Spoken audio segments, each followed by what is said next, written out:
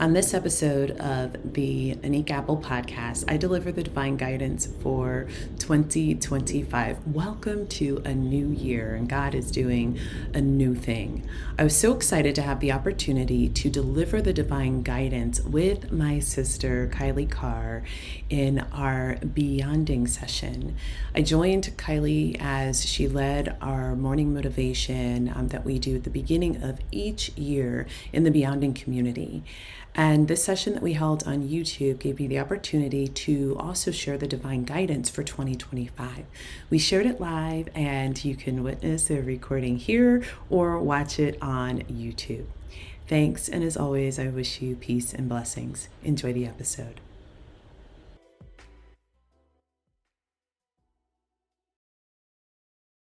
And I am so relaxed and excited for you to hear, for us all to hear from my dear sister, Anika Apple, who I'm going to bring to the stage now. Anika, so wonderful to see you. Happy New Year. Happy New Year to you. It's so wonderful to see you. And that was so good, so soul nourishing. Thank you. I'm glad. Well, the floor is yours. I'm going to leave and I'll be back later, but the floor is yours. Awesome. Thank you again for having me. Hello, everyone. Happy New Year to you. I'm really excited to bring the divine guidance to you live this morning. I want to start off with just a couple of things for those of you that might not be familiar with me. And I thank Kailei for the great introduction. What I would share with you is that I am a prophetic voice. I do hear from God, as Kailei mentioned.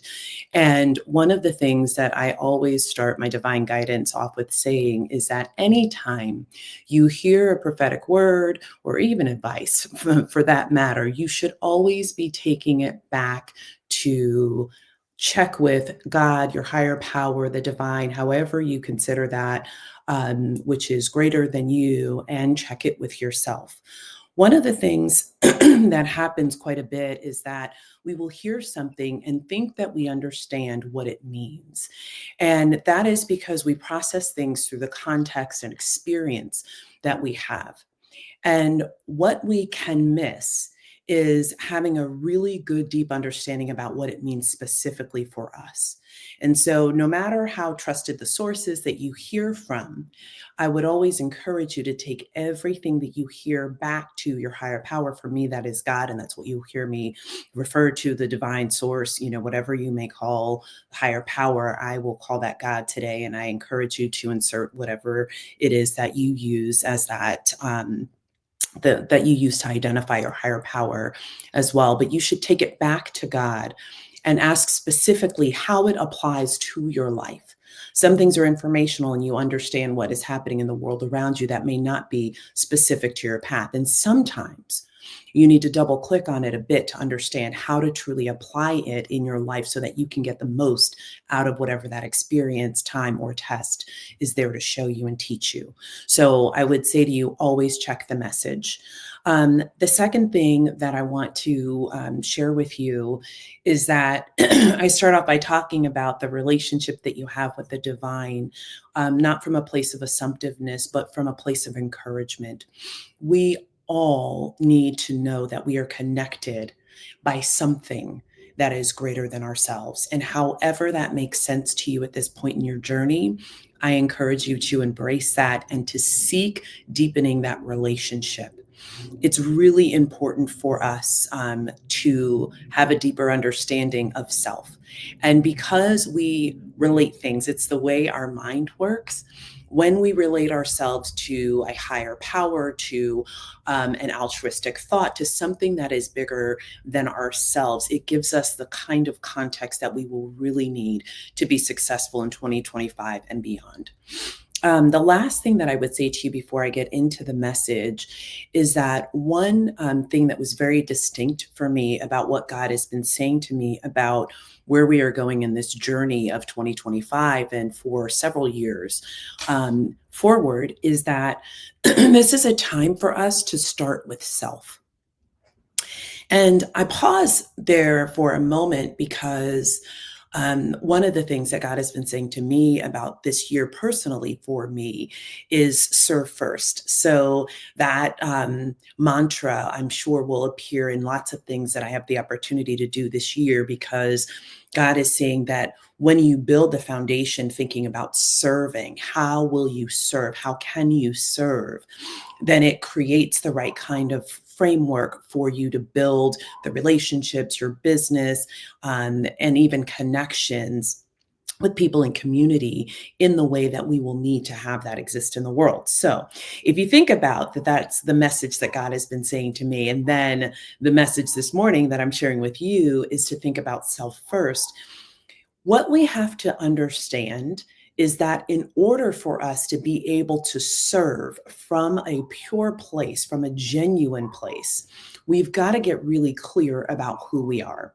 We have to get really clear about what matters to us. What are our values? What are the driving forces behind how we show up in the world?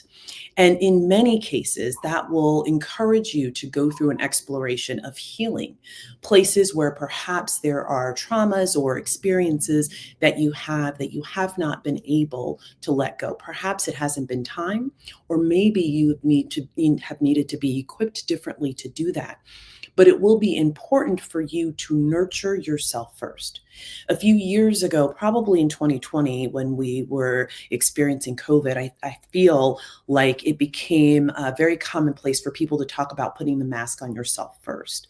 And we absolutely believe that in the Beyonding community, that you are to take care of yourself so that you can support others, your own transformation, so that you can help others through their transformations. And that applies here significantly as we think about what is going on in the year to come. So as I deliver the themes and messages for 2025, I encourage you to first think about what it is that's coming up for you and how you can apply it to yourself. And then allow your mind to travel to what ways might I want to show up in the world to serve, to support, to build, to change, to transform. Because those things will best be born from you coming from a place of having clarity about what it means for you. Why is it meaningful? And what is it here to teach, change, and shift within you? So I hope that that grounding for our conversation sits well with you. And I look forward to hearing your feedback post this session. Feel free to put things in the chat. I won't see it as we go live because I am going to be focused in on whatever else God is sharing through me right now, but happy to circle back to those things later. So 2025 is a time of transition and a time of transformation. There is a lot that we are going to experience in the world in 2025. And one of the things that I love, Kailei said that what happens in the world is one thing, but what happens within us is what matters. I might be paraphrasing a little bit, but that is what I captured from her message. And that is spot on to what the way in which we want to be thinking about what happens in the world. So simply put, there can be a lot going on out there, but it doesn't mean that you are going to have the same experience as others. It doesn't mean that the same instances and situations that happen are going to impact people equally. Part of the way you will be able to navigate through that is by the relationship that you have with the divine. When you know that you are operating in alignment with the divine, when you are doing the work to be really deeply in touch with your intuitiveness, when you are trusting yourself, you will find that you have more clarity in what to do in the instances that occur around you than if you were following what the masses are doing. One thing that God has said to me consistently in preparation for this upcoming year is safety will come from listening to me, listening to God. And so for many of us, this is about us deepening the trust that we have within. So when you think of a time of transition, things are changing around us, right? When there is transition. And the transformation part is, who will you become in the midst of that? For those of you that read the Bible, the scripture of the day in the Bible app was Isaiah 43. And as I read it this morning, I was like, this is so on point with what God has been saying. I'm going to just read it for those of you and anyone who would like to find it later. It's Isaiah 43, 18 and 19. And it says, "Forget the former things. Do not dwell on the past. See, I am doing a new thing. Now it springs up. Do you not perceive it? I am making a way in the wilderness and streams in the wasteland." This is good news for us because when we think about the wilderness, you can think about all of the crazy that is happening in the world right now. There's a lot of divisiveness, there's a lot of things that are happening that are trying to create scarcity and create this mentality that separates us from the truth of who we are, which is that we are abundant beings, right? That we have everything we need to be prepared for whatever it is to come, that we can have peace in the midst of a storm because of who we are and how the Creator made us. And so, knowing that all of those things are true, you can allow yourself to remember that in the midst of whatever it is that's coming, you are safe in your connection with the divine. When I read the part about streams in the wasteland, it says to me, even where it looks like things are desolate, even where it looks like things have been forgotten, God can create provisions. God can create a new way. God can provide whatever it is that we need in spaces that otherwise we thought nothing could appear. And so imagine for a moment that you are out in the world, and I'm just going to paint the picture for you, that you're seeing this beautiful, lush field on one side, and you're seeing this dark and desolate wasteland on the other side. Conventional wisdom in that moment is like, let me go over there where it's green, right? Where everything looks good. But what if indeed it's a mirage? What if indeed you would be following people who do not have the same path as you, who don't have the same connection as you? The way that we are going to navigate through the things that are to come is by trusting the guidance of what is bigger than us, of the divine, trusting what you know intuitively that has been placed, that dwells within you. Because that voice may be leading you to the place that looks desolate so that you will be the person that is able to reap the benefit and the harvest that sprung up in the least likely of places. And that's a pretty big deal for us. So, one of the themes I'll get to closer to the end is about running your own race. And what God is saying to us in this moment, it's important for us to remember that what everyone else has been portioned is not your portion. So you might find moments where, as you look and see things that are happening in other people's lives, you may think to yourself, well, that I should be in that same place or on that same path. But that's simply not true. As you get to know yourself deeper and understand what the divine has for you and begin to trust it in the full, you will find that your path is not the same. And to go where other people go and to experience what is a part of their harvest would be less than your level of privilege. And that's a pretty big deal. So in 2025, God is doing a new thing. And for those of you that are followers of Christ, as I am, I will say to you that there is a lot about this in the Bible. And one of the things that we are warned against is just following for the sake of followership. There are so many ways that we have used religious text, even beyond the text of the Bible, to move forward agendas of the world. We're seeing it right now in the United States, where what was meant to be a representation of the genuineness of God's love has been used to create division and harm. And that is not God's intention. And you have just simply to sit with God and to know that that is true. God is a God of love, is a God of grace, and offers to us choice. And any time that you are hearing things that are devoid of choice, it is not God. I can say that unequivocally and simply and matter of factly because I've spent the time with God to know. And I encourage you to do the same. So, who are we to be as this new thing is happening? We are to operate from the divinity within, which teaches us and brings us back to the message of love, love being the greatest of these. That doesn't mean that there are not things that will experience destruction or dismantling in systems and that those things will not be at the hand of God, because of course, some things will have to die away for the new thing to come. Right? But we get to take heart and to be in our hopefulness, to stand on faith and to know the promises of God as we see those things unfold before us. And that takes us to the first deep theme of this new year, which is letting go. So part of the work for us to do first within ourselves and then to see happening as we are in community with one another is to let go of the way that we have expected things to be.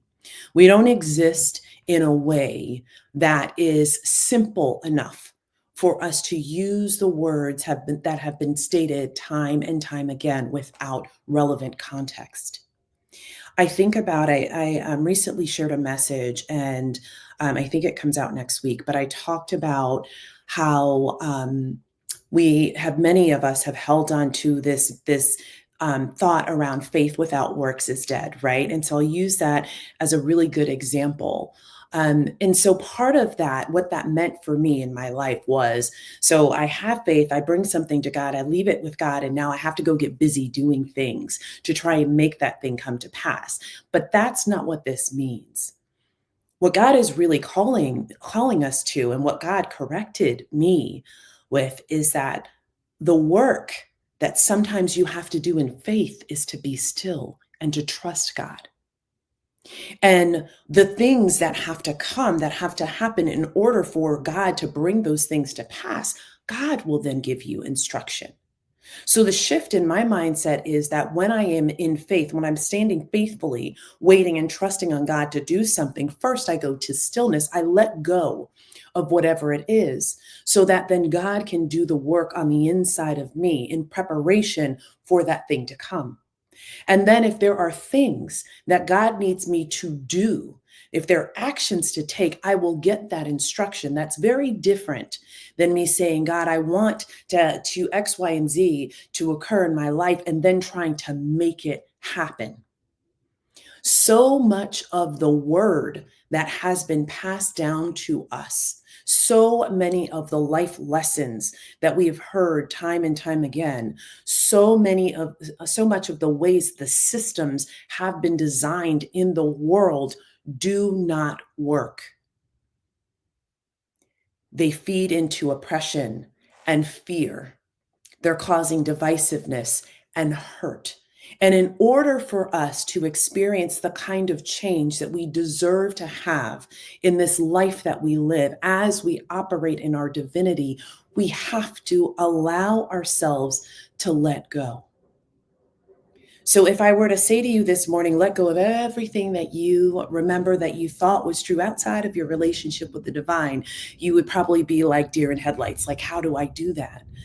So instead, I say to you to embrace the practice of checking what comes into your experience with the truth that resides within and asking yourself an ongoing question of, is this something that still serves me, or is it time for me to let it go?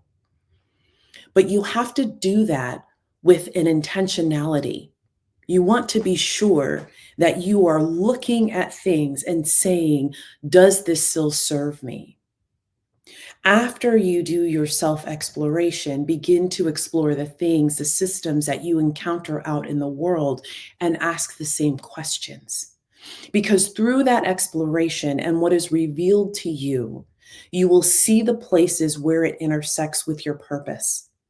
Sometimes our purpose related to these things is to spark conversation, and sometimes it's to take action. Sometimes it's to create something new. Sometimes it will spark innovation. Sometimes you will write about it, you will speak about it, you will teach about it. Whatever it is and how it intersects with your path will be shown to you. But you first have to be willing to let go of things the way they have been. What I know about God that can give you peace in this moment as you hear this is anything that we ever give up to God, if it is for us, it comes back better and stronger. It comes back renewed. It comes back prepared. It comes back in a way that we can be shaped, that we can be evolved, that we can be refined through it, so that our continued path to growth is there. So don't allow yourself to feel like you cannot release things that you believed are for you or that maybe you desire, because the refreshing of those things will bring you an even better outcome. God gave me a beautiful metaphor about this the other day in a message I was leaving in with one of my tribes. And the vision that God gave me was around surrender and release. It was, would you go to the grocery store with your arms full of things that you took out of your refrigerator? Now, I know you're like, okay, of course not, right? But that's the point. Sometimes we have ourselves so filled with everything that we believe and want and trust and all of these things that we don't leave room for what's new. In 2025, God is doing a new thing. And so it's time for you to allow those things that have served their purpose, that have run their course, that actually can pose a threat to you if they are not in good condition, to let them go. Let God refine and renew what is for you. The second is this: the tests will come, so embrace them. Anytime you do work on the inside of you, anytime you declare that you are ready for something, you will be confronted with a test. And pay attention to the energy in your body as you heard me say that statement. You will be confronted with a test. Because for some of you, that may have caused you to draw in a little bit, like, oh, I don't know if I'm ready for the test. You are. It's open book. You already know the answers. For some of you, you might have been met with, like, oh, okay, I'm ready. That's good. That's the energy that you want. For some, you might have had a different experience. It might have even taken you back to a memory of what it felt like when you were given a test and you didn't feel like you were prepared. Well, when our mind decides that we don't have what we need, it will stand in the way of us performing at our best, right? And so your work is to say, I'm making a decision to prepare myself for this new thing that God is doing in this time. And part of my preparing myself is to be open for whatever is to come. That means I know that I'll be tested, and I know God will give me the answer. I know that God wouldn't allow the test to come if I didn't have what I need to make my way through it. I know that if I go through this test, it's going to reveal some things to me that I need to refine in order to operate at my best, to serve first, to be who God has called me to be. You see, there's a way to reframe these tests that are to come, which is why God gave it to me as something that we can look forward to. Embrace it, is what God said. Not run from it, not hide from it, not shirk away, but embrace it. So if you know the tests will come, let the test be a symbol to you, a signal, a street sign to let you know that you're moving in the right direction. Let the test allow you to know that God is watching, supporting you. Let it be an opportunity for you to see faith in action as you look at the test and say, oh, I got 1 and 2, but I'm not sure about 3 and 4. So what would you tell me so that I can move through this in this time? Let it be an opportunity for you to strengthen your gifting, what God placed on the inside of you, so that you know that you know that you know what you know. Allow yourself to embrace it. Don't shirk away from the test. One of the things that I declared every year, I pick a word, and my word for this year is abundant, because I am abundant. And what I know about these words is that every time I declare a word, it's like I'm declaring the word because this is what I want to experience. But what God takes me through is the lessons of learning how to. What does it mean to have it? How do I embrace it? What does it look like? How do I create the space for it in my life? What will I choose to ensure that it becomes a part of my experience? And almost as soon as I made the decision that abundant was going to be my word for this year, something happened that made me feel the pressure that would have taken me back to the memory of times where I did not feel and own my abundant nature. Almost immediately, the test came. And I found myself wanting to go back to old patterns, preparing myself to say things that simply aren't true, like I don't have enough or I won't have enough. And in that moment, I realized, oh no, that's that test. I won't succumb to the test because I am abundant. And it doesn't matter what I see in this moment. I know who I am. I know whose I am. And I trust that whatever this is will be resolved. And the resolution came quick because my mind was set, because I decided that I was prepared for the test. There will be more tests to come all throughout this year. And the tests will come to test our faith. They will come to test our resolve. They will test our health. They will test our relationship with grief. They will test our relationship with change. So now that you know these things, hopefully you've captured them. You can put them in your journal, put them on that January 1 page, and remind yourself that you will be ready for these things. Because as you declare it, you open the door for the experiences that you need to have to come so that you're refined and strengthened for the time up ahead. As I talk about grief, it takes us into the third theme, which is who are you? And I'm going to start with grief and then I'll come back to the rest of this piece around our identity.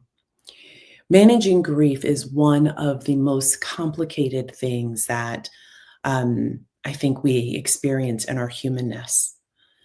Grief represents a lot of things. I think when we hear the word grief, often we think about death in the physical sense, but we can grieve anything.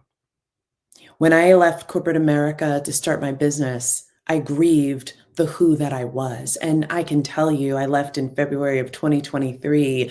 I was still grieving the corporate version of me in 2024. I don't feel that grief right now in this moment, but who knows, maybe there'll be some moments in 2025 where I will still experience that grief. And I say that to say that grieving is a process. In a time of transition and transformation, we will have to let things go, as that first theme said. And in order for God to do a new thing, it means that we have to surrender and release. And so in order to surrender and release, we get to experience the relationship that we have with grief differently. There are lots of resources in the world to help us navigate through grief. I don't know what tools are in your arsenal today, but you will need tools to help you navigate through grief. And whether what you're grieving is the who that you've been before the who that you are becoming, because even though you can desire this new you, I desire this free version of Anika who just walks in her purpose, who speaks what God says, who leads with love, who is not encumbered by the rules and the guidelines and systems of the world like I was when I worked in corporate. That I am just all of me at all times. I desire to be her, but yet I grieved what I knew, what was familiar for almost 50 years of my life, right? I grieved that. You can still desire something, what's new, and grieve the old. When I went through a divorce, I grieved the divorce, even though I knew that it was time for this change to happen, that it was for my good, for my children's good, for our family's good, for my ex-husband's good, even though I knew that it was a doorway to the best of what was forward for us. So you can grieve something even though you know what you're moving forward to is good.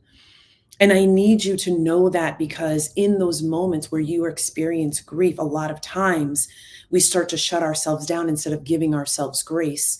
And I want you to hold on to the word grace as you think about, as you see, and as you begin to experience moments where grief comes up for you. Because if I find myself in February of this year grieving corporate Anika, I'm going to give myself grace. You need to be able to give yourself grace. This grief will come in all different forms.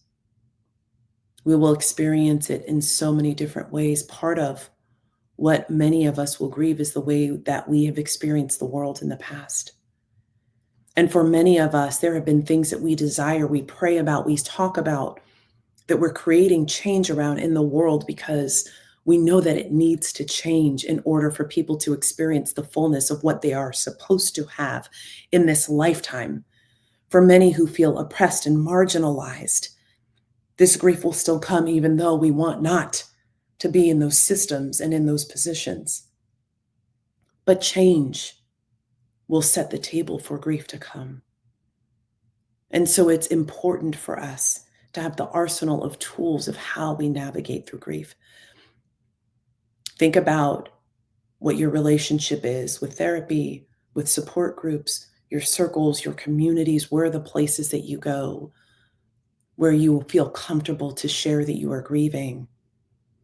Because we will need that. The other part about this that is so important is that sometimes we are resistant to change because it brings us back to the feeling of grief. And this theme of who are you, which is our third theme of 2025, this is about your rebirth. It is about your renewal. It is about your change and your shifting. It is about you embracing the fullness of your identity. For many of you, you have been in conversation with God about the changes that are happening, that feel like they're happening to you and all around you. And you've been saying to God, why does this stuff keep happening?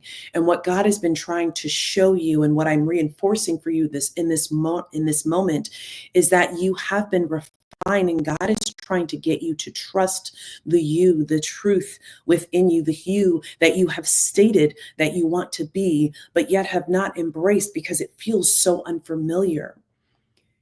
If you really allow yourself to sit in truth, what you would know is that what is being revealed to you in who are you is the truth of who you have always been. It took the time that I've been in this journey of allowing myself to be before you today to just speak as God is flowing through me. It took me back to who I always was and always have been, but I had forgotten. I had become comfortable in the way that I packaged the word, that I made it make sense for people, because that is what I learned to do that made me feel safe and comfortable in the world.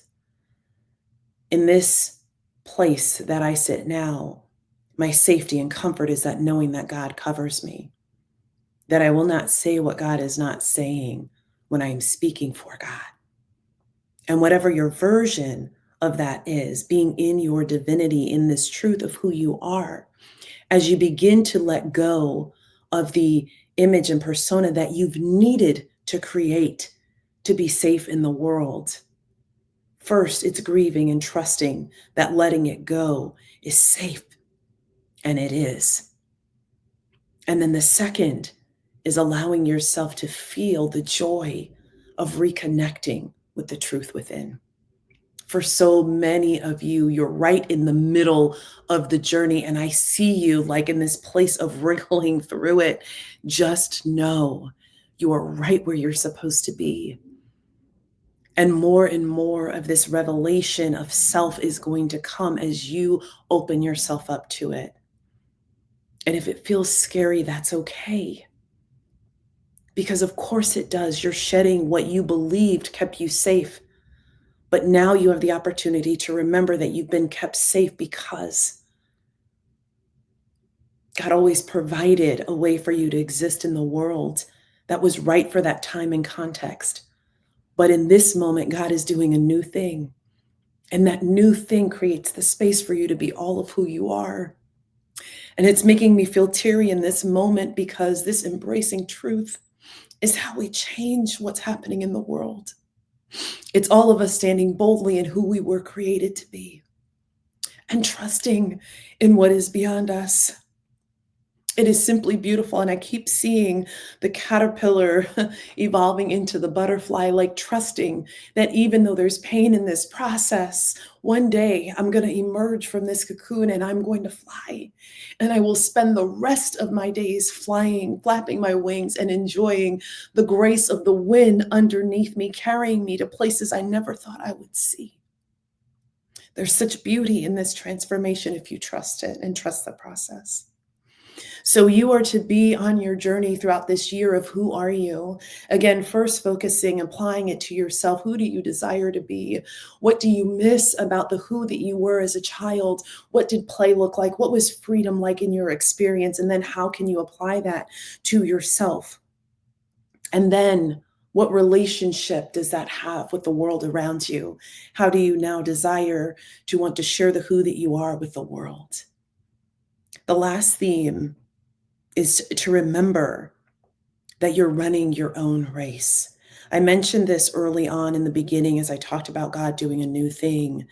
And what you need to know about this is there will be a complex end to the year 2025. God has not given me the okay to share all of what I have seen in this space, but I'm sure that more will come as we go through the year and as we are more prepared for what we will experience, but it will be complex. The specific word that God said is a complex end to the year. And what you want to do, even as you hold that, is not assume don't assume anything about what that means, about what the end of the year means. What I know is that as we go through 2025, that people are going to have very different experiences sharing the same space. So you could be in the same household with someone and be having what you might earmark as the best year of your life while someone else is going through a time of challenge. Understand that we have to run our own race.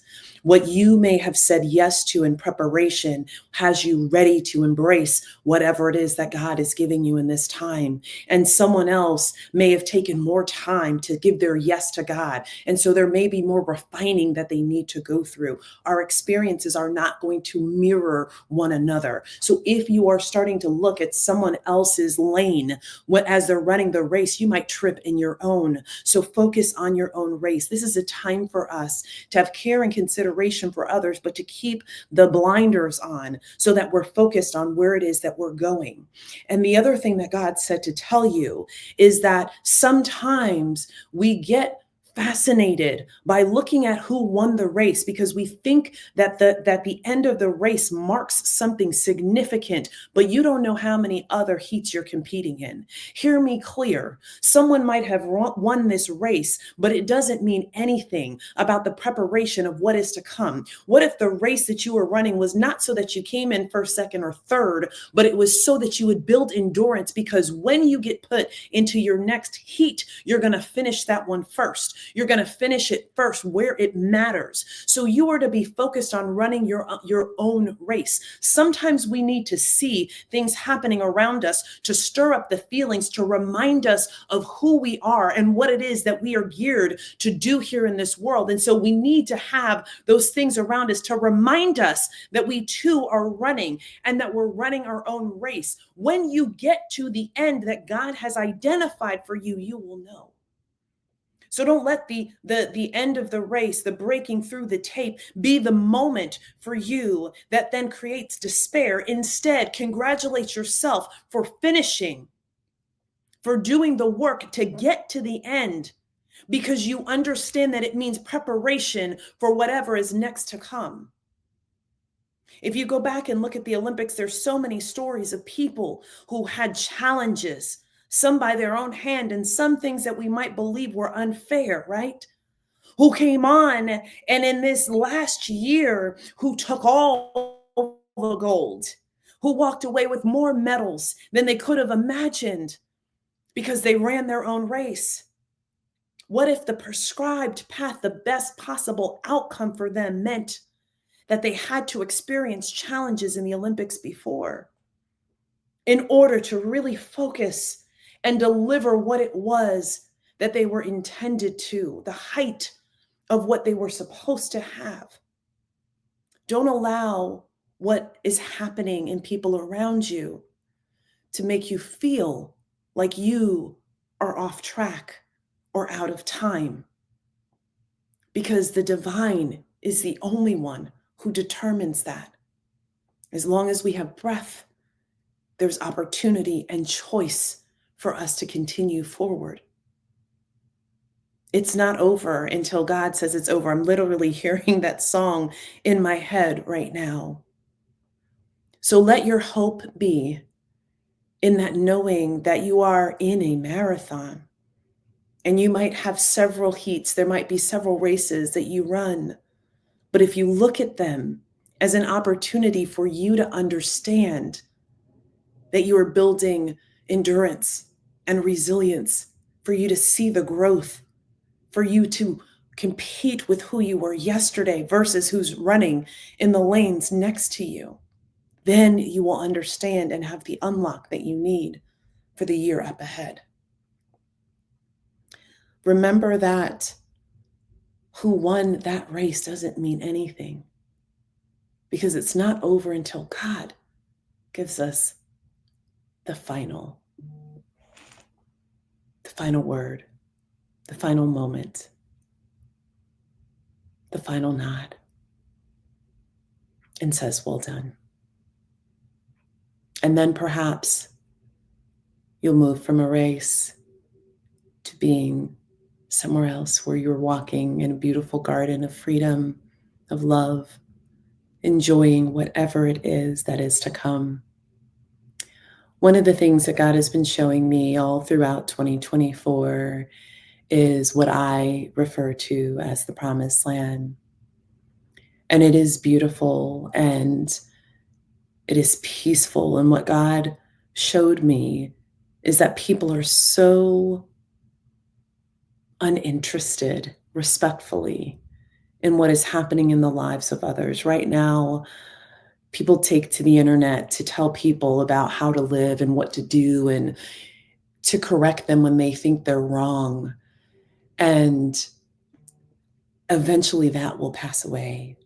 That energy of trying to manage life for other people will go away, because that's not what it looks like in the promised land. But first, we have to get through this. First, we have to get through this time, this transformation of the world as we know it. And then we will be in a place where we really just trust people to walk their own path in God. What I'm being reminded of to say to you right now is that we don't know or hold the key for the assignments of others. Even as someone who hears prophetically, I always have to go back to God and say, if this is something I need to understand, then show me. There are people right now that you might look at, political figures, leaders in companies and organizations, leaders around the world, that you might look at and disagree with their philosophy. But until you sit with God, you will not have the understanding of what it is that they are here to do. You don't know their assignment. And without the context and being able to see from God's purview, we can't put that in the right frame.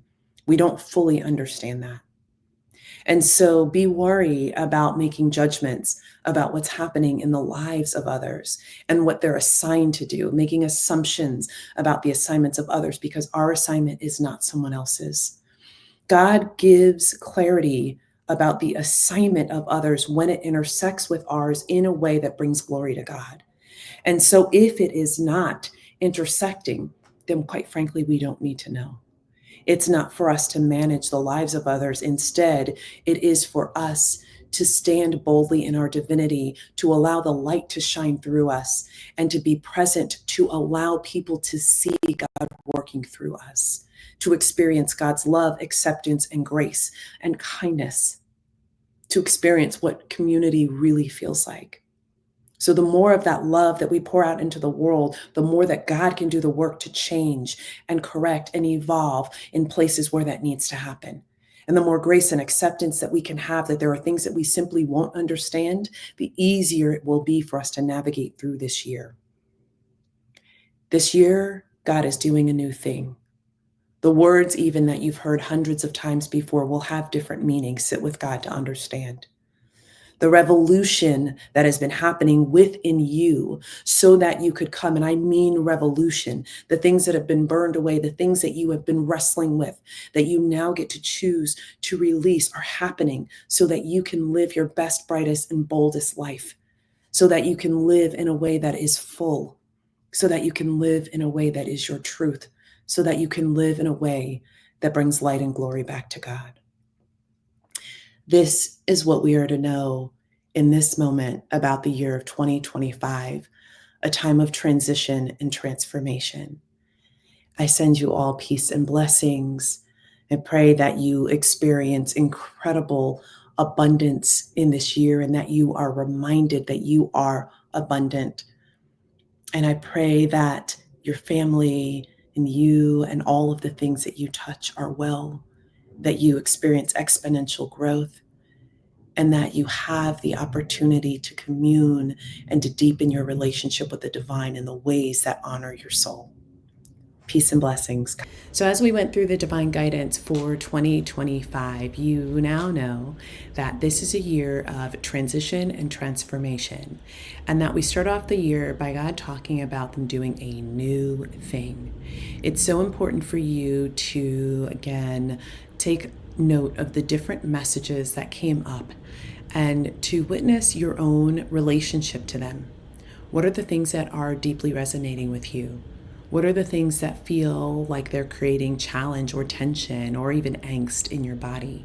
Where is that coming from? What's the root of the concerns that might be raising for you? Because these are great indicators of places where you may want to focus on your healing journey as you go throughout the year. The other thing that is so important, and I always start and finish the divine guidance here, is you've got to take the word back to God and understand the application for yourself. So even though I said it in the beginning of the message, I want to remind you of that here because it is so important for you to ensure that you not only understand it, but you know what it means for your life. How do you apply it? I want to encourage you all to start a practice of journaling. For those of you who don't, you will want your journals this year. I think that they have always been relevant and always beneficial. But there's in times of marked change and transformation, like what we are going to experience this year, you'll want to be able to chronicle the changes that you've made. Even thoughts and feelings that you have and intention for the beginning of this year will feel different as you get to the middle and then to the last quarters of the year. And you'll want to remember the things that you declared that you wanted to experience. A lot of times, my personal experience has been that when I'm going through something, I'm like, why am I going through this? And if I stop and go back to the things that I stated at the beginning of the year, if I look at the things that I've been journaling about, if I think back at the things I've been praying about, I can see how these specific instances, these challenges that I might be facing today are birthing the who I said I wanted to be. And so it's much easier to navigate through the shift when you can look back at your own declaration in your own voice and know that this is what you called forward for yourself. Because the things and experiences that we go through here in this life, they're meant to help shape and mold us into the best versions of ourselves. And so we invite them to be a part of our journey. And when we learn how to see it that way and embrace it that way, we will live an abundant and robust life. As always, I wish you peace and blessings and look forward to you joining me on the next episode of the Anika Apple Podcast. Be well.